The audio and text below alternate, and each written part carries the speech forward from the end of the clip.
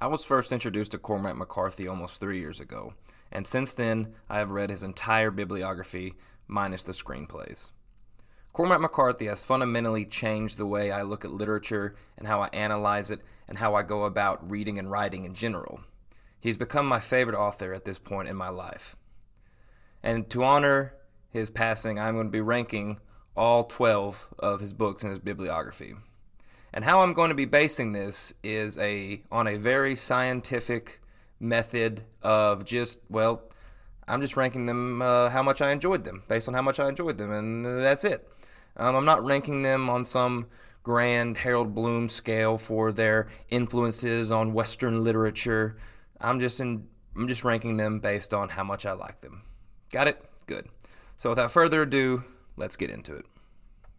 So coming in at number 12 is The Orchard Keeper. The Orchard Keeper was Cormac McCarthy's debut novel and was published in 1965. And out of all of his works, this was the only one I actually did not enjoy. It is an extremely tedious read. It's more of an impression of Faulkner rather than the McCarthy voice that is his own that we've all come to know. And to me, it feels like a disjointed read that you get the vibe that you're just kind of listening to one of your elderly relatives just ramble on about nothing and just random country tidbits and random, acts of country lore and violence. It's all over the place, and I'm sure if I was deeper on the literary iceberg knowing, I would understand it and appreciate it more. But regardless, it's the only one I did not enjoy. So because of that, I'm not going to harp too much on it because McCarthy is my favorite and this is a positive video. So moving on. At number 11, we have Child of God. Child of God was Cormac McCarthy's third novel and was published in 1973. This book follows a serial killer / necrophiliac / overall goofball Lester Holmes. The vibe of this book is Dahmer Goes Appalachia. It is an extremely dark and macabre tale. Overall, straightforward in terms of plot and themes, and McCarthy's use of gore almost feels guttural in how in your face it is. And if you enjoy works about serial killers, like many people do, like I do, and you're kind of got a dark sense of things, then you'd really enjoy this book. And this book is extremely dark. And there's some scenes in this book that just made me feel just extremely claustrophobic and extremely dirty. And that's what his writing does. You're in the moment. You're there with all this evil going on. The reason it's this low is because the violence in a lot of sense is kind of over the top, even for McCarthy. Now later in his later novels, he was able to work that violence to make it mean something to the overall plot. And while of course obviously a story about a serial killer is going to have a lot of violence, it felt as if McCarthy was just being violent for the sake of violence sometimes. But still, I really enjoyed the book. At number 10, we have Outer Dark. Outer Dark was Cormac McCarthy's sophomore novel and was published in 1968. The story follows siblings / lovers Culla and Renthie home, and incest will come up again in this video. This is one of those books where you'll read it, then you'll sit it down, and then after a certain time period you realize just how good of a book it was, and that's what this book was for me. I binge read the last 2/3 of the book, I set it down, and about a day or so later I had this revelation. I'm like, Outer Dark was a fantastic book. It is an allegorical odyssey. And there's some extremely dark and violent scenes, and this book contains, for me, the most violent scene in all of Cormac McCarthy's works, and that says a lot. I won't spoil it, but for my money, Outer Dark contains the most gory scene in all of his bibliography. But even despite its themes of incest and violence, it has some really humorous aspects to it. There was multiple times in this book I found myself giving the book laugh, not really a belly laugh, but just a little, Anyway, so I found myself enjoying this book on so many different levels, and it's a well-paced novel, and this was the first time in Cormac McCarthy's works where you feel this evil presented that will be a theme throughout most of his works, this general evil of the world that manifests in many different things and places and people that you can't get rid of. And this theme, I believe, starts in Outer Dark. Overall, it's a mystical and terrifying read that I thoroughly enjoyed. Coming in at number 9, we have Stella Maris. Stella Maris was published in 2022 and was McCarthy's last book to hit the shelves.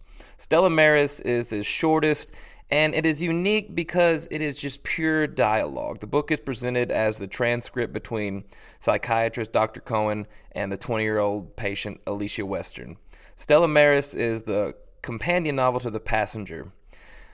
The book is a philosophical dive into mathematics and the nature of reality itself. I would have understood it more if I didn't make a 15 on my math and ACT. Regardless, it is a wonderful experience reading this book. It's very philosophical, and it does feel like, since this is McCarthy getting his last thoughts about the world out onto paper, it really feels just like an extra to his work, like an add-on. And that's why I think I have it so low. I enjoyed the book, but the reason I have it this low is because it kind of feels like an add-on to the rest of McCarthy's works. But still, if you enjoy deep dive into the philosophical workings of math and the universe, I would suggest giving Stella Maris a try. Number 8, The Passenger. The Passenger was published a few months earlier than Stella Maris and is the story of the brother of Alicia, Bobby Western. Like Stella Maris, it's a dive into mathematics and physics, and you guessed it, sibling incest. Told you. I loved the cavalcade of characters that was presented. Now, what I didn't love about this novel was kind of the bait and switch of this major kind of mystery and plot point that was introduced and then never talked about again, almost. And I think I know what McCarthy was going for here. However, despite this, I still had a good time reading this book. It was an enjoyable experience. It is one of these books that I think you would only enjoy it if you're a Cormac McCarthy fan. That was kind of my impression of The Passenger and Stella Maris in general. They're enjoyable reads, but only if you're been into Cormac McCarthy for a while. And that's not me trying to gatekeep it. That's just my honest opinion. If you want to give it a shot, go for it. But that's my just humble opinion on it. The Passenger's kind of divided some Cormac McCarthy people online I've seen. But for my money, I enjoyed it. Number 7, All the Pretty Horses. Published in 1992, All the Pretty Horses was the book that first garnered McCarthy financial success and name recognition. It is the first of the Border trilogy. I enjoyed the novel as a whole, but no one scene or character was able to suck me in like other McCarthy novels. Where this book succeeds for me is the sense of adventure that is portrayed. John Grady Cole presents something that is latent, it seems, in all men, to travel with your best friend with the moon and stars as your guide. All the Pretty Horses really falls to the left of the yeehaw philosophy line that is presented in a lot of Cormac McCarthy's works. Number 6, Cities of the Plain. Cities of the Plain was published in 1998 and is the third book of the Border trilogy and brings back John Grady Cole and Billy Parham from The Crossing, which we'll get to.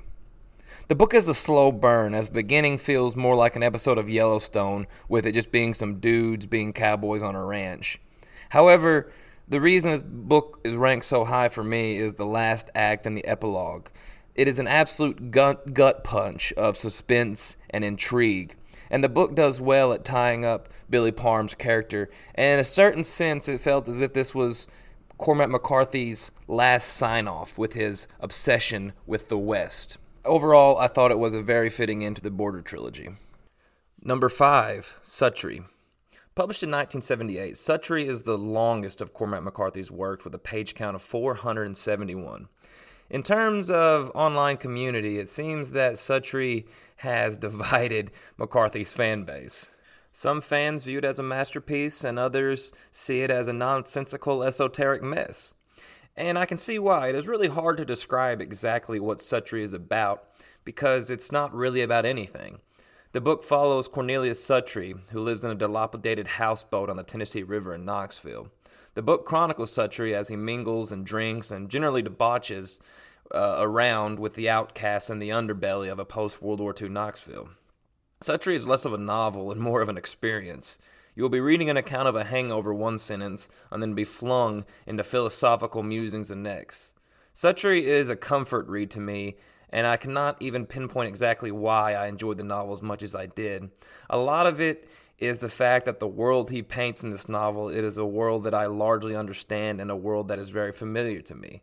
I grew up in the South, not too terribly far from from Knoxville, and reading the interactions and dialogue felt as if I was listening to my older relatives, fondly remembering times and friends long gone. I can't guarantee you'll like this book if you read it, but you will definitely have a strong opinion about it if you do read it. Number 4, The Crossing.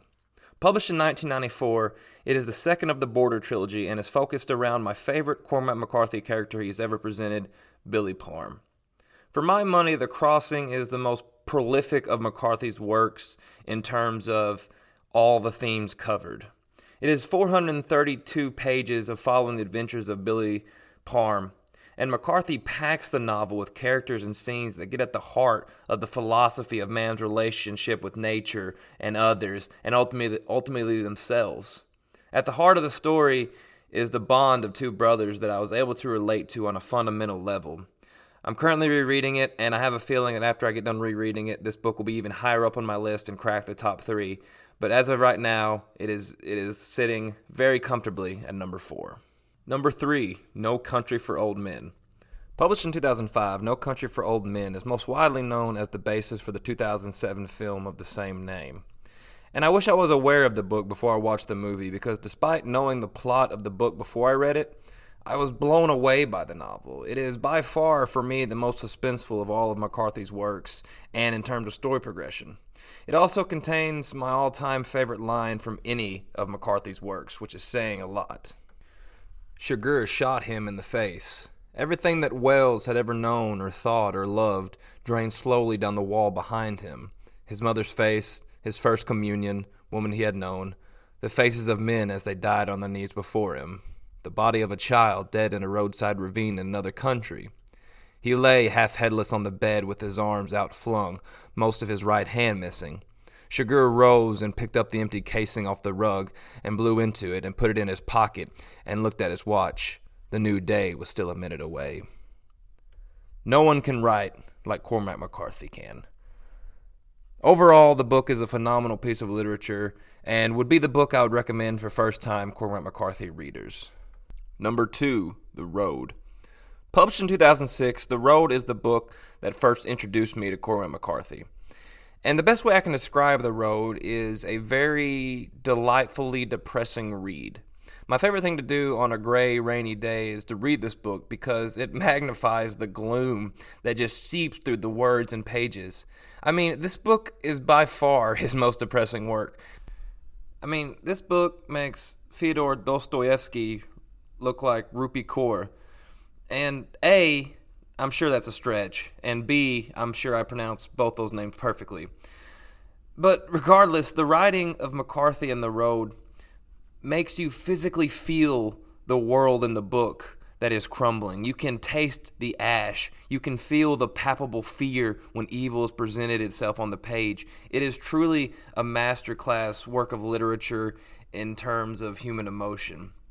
I loved it, read it multiple times. Check it out if you want to have a good, depressing day.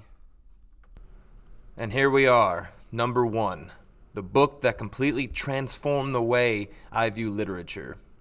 One I have read near 10 times in these past 3 years, Blood Meridian. Published in 1985, Blood Meridian is considered to be his magnum opus. There isn't much I can say about this book that hasn't already been said by literary bros across the internet. Blood Meridian is epic, and for good reason. It is a mesmerizing tale of violence and nature and evil and man's relation with the three, all told on a biblical scale.